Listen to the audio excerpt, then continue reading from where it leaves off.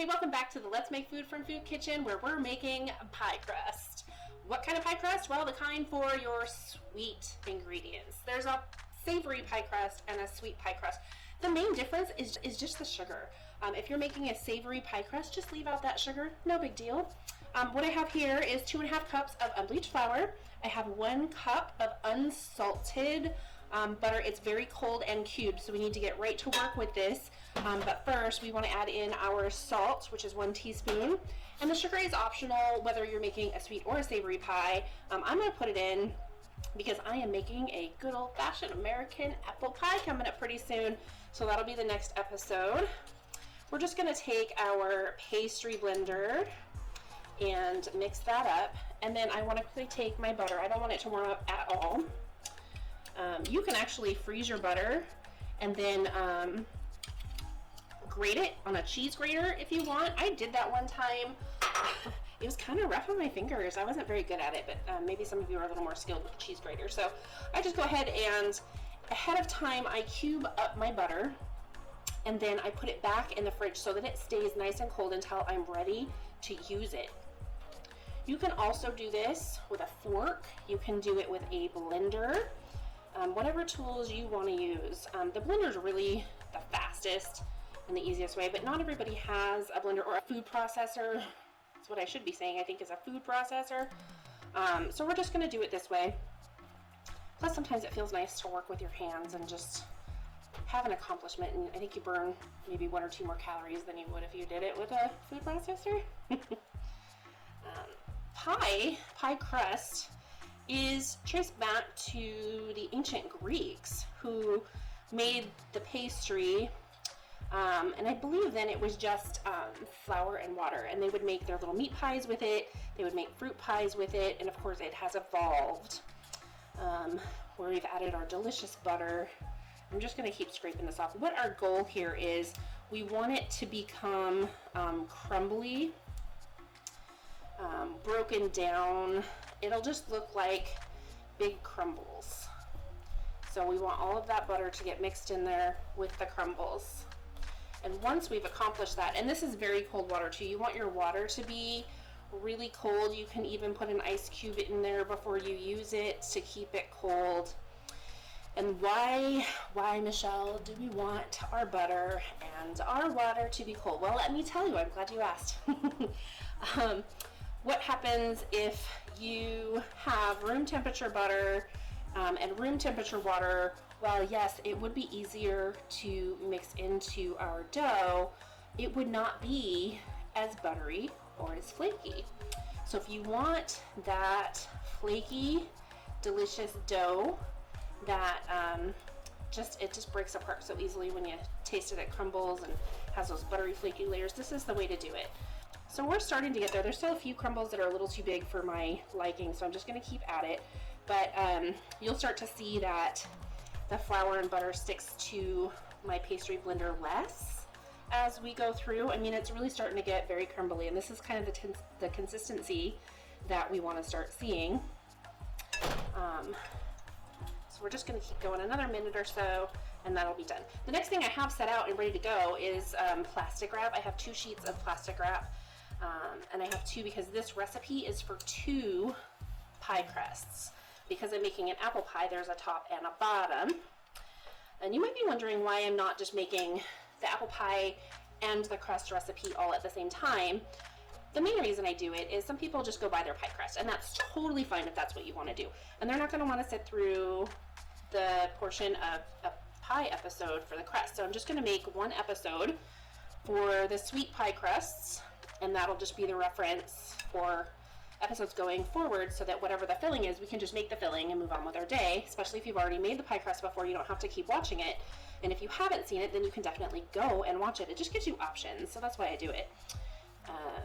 Okay, so this is beautiful. This is perfect. I love it. So the next thing we want to do is we want to start adding in our water. A lot of people do it a tablespoon at a time. I'm going to do it a couple tablespoons at a time in the beginning.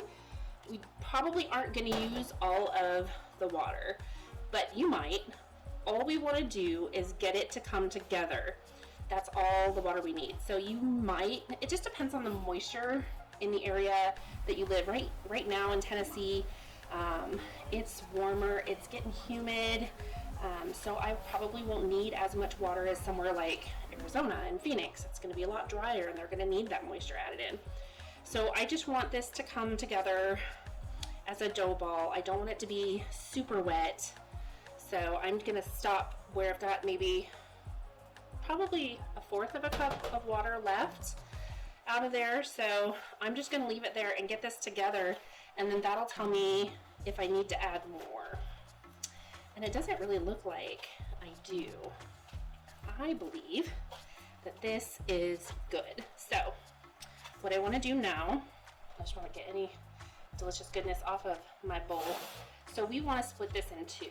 You can do it by eye, you can eyeball it, or you can take your kitchen scale that I hope you have, and weigh it in grams. What's that? Hold on, something's going on. Okay, so I'm going to weigh it in grams. 660 grams, so each half should be 330 grams. So I'm just going to start by breaking it down the middle-ish. Oh, so close. 334. So I'm going to take off 2 grams. Oh, too much. Oh, good enough. 331. I think that's about as close as we're going to get. It just keeps going, adjusting by 2. So we are done with our food scale again. Now what I want to do, and I want to keep this process moving because I don't want our butter to get too soft. I'm just going to flatten these out a little bit. I'm going to cover it in the plastic wrap for both of them. And you have 2 options from this point. You can refrigerate it for 2 to 4 hours, or you can put it in the freezer for about a half an hour. So whichever method you do, it's up to you, but it does have to go back in, and it's for the same reasons. We want that butter to stay cold so that we get that flaky goodness. So that is going in the freezer for me so that I can do my pie fillings and then come back and work with my pie crust again. So we'll put it in the refrigerator or freezer, and then we'll come back. All right, our pie crust dough is ready to go. I went ahead and made our filling while this was sitting, and so we'll move from one right into the other today, even though you'll see it separately.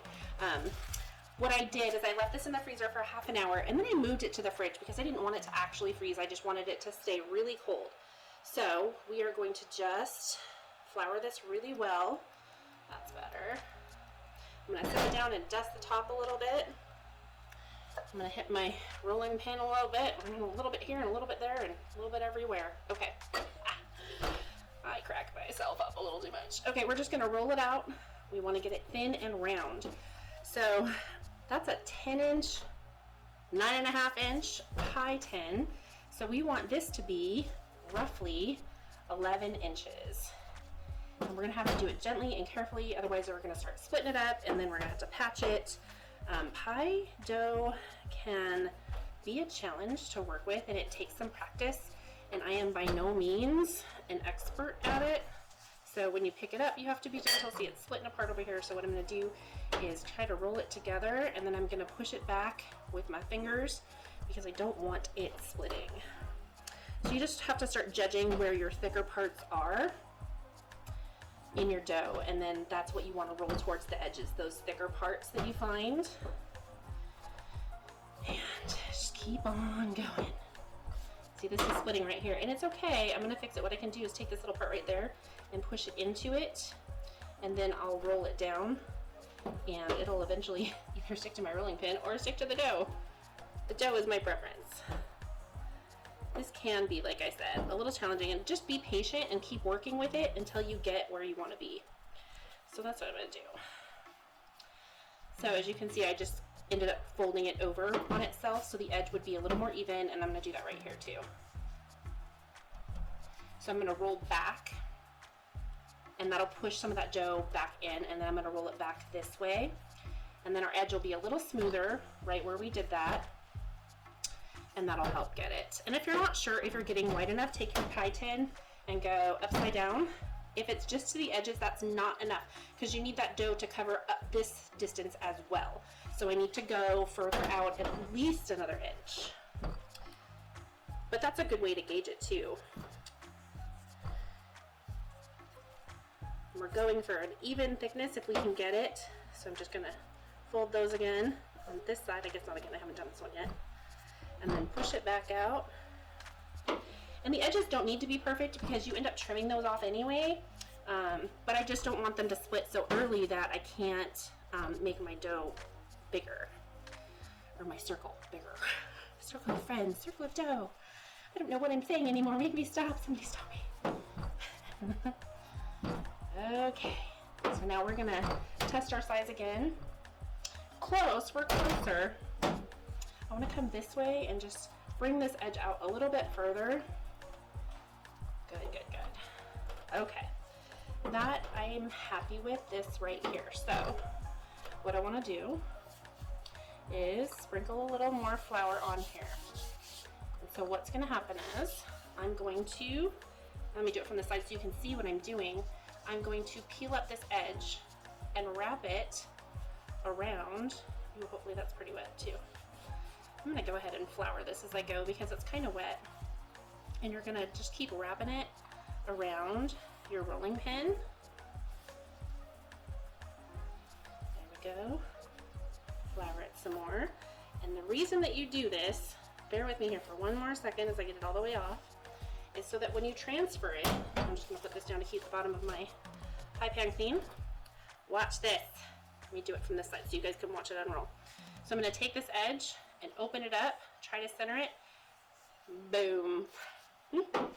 I know most of you have probably seen that done 1,000 times, but I like to pretend it's a neat little trick. So if you guys could work with me a little bit, I'd appreciate it. I'm feeling just goofy today.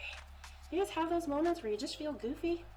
So we're just gently pressing this down. And at this point, so that I don't forget, because you can wait to do this, but if I wait, I tend to forget. I'm gonna take a fork and just poke some holes in the bottom. And just like anything else that we fill with anything, we wanna keep it from bubbling up. And these holes just help prevent that from happening. So I've stabbed my pie crust a whole bunch of times.